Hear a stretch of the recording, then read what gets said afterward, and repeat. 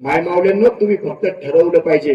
तुम्ही ठरवलं ना, संत महात्मे सांगतात, जिच्या हाती पाळण्याची दोरी ती या जगात आहे उद्धारी. तुम्ही जगाचा उद्धार करायची ताकद तुमच्यात आहे. तुम्ही फक्त ठरवा.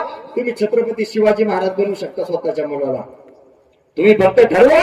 ध्रुवबाळ बनू शकता स्वतःच्या मुलाला. तुम्ही फक्त ठरवा. उपमन्यू बनू शकता स्वतःच्या मुलाला. पण प्रश्न हाय, ठरवायचं कुणी?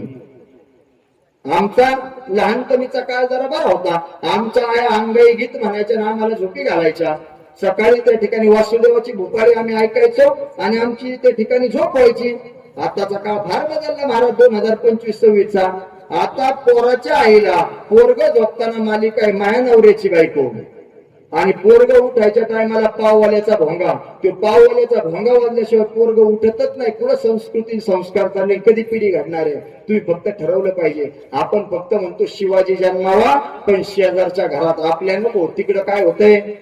कष्ट आहे. पण जिथं माणसं समाजाकरता उभी केली जातात ना मायबापांनो, ती माणसं मेलेली असून सुद्धा जिवंत असतात.